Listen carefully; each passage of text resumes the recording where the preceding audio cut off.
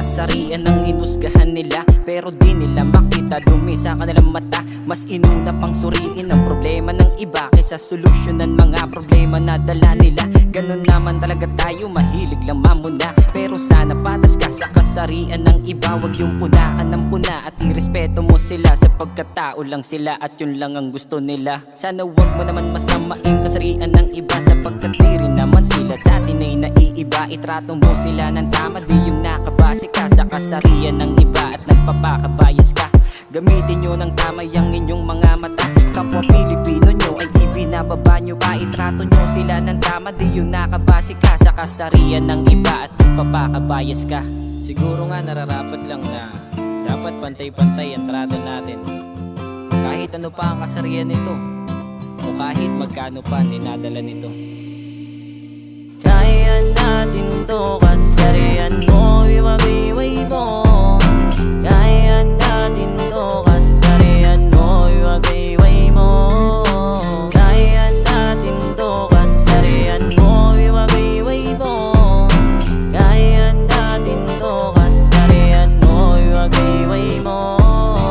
Dapat talaga hindi tayo bumabase kahit ano pa ang kasarian nito, kahit ano pa ang estado sa buhay nito.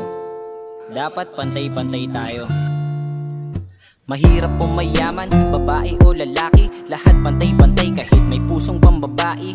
Kahit ano pang uri, kanyang dinadala. Huwag mong husgahan sa panlabas o uri pa nila, dahil sa mata ng Diyos tayo ay iisa. Kahit sa batas di tayo pinagkukumpara, lahat tayo'y may karapatang mamili kung ano man ang gusto nating tahaki na maging uri. Dahil kahit ano pa ang kasarian mo, nararapat lang naman na iwagay-way ito. Di man pantay trato sa'yo, balang araw papantay din trato sa mga kasarian nyo. Dahil kahit ano pa ang kasarian mo, nararapat lang naman na iwagay-way ito. Di man pantay trato sa'yo, balang araw papantay din trato sa mga kasarian nyo. Kaya natin to, kasarian mo, iwag-iway mo.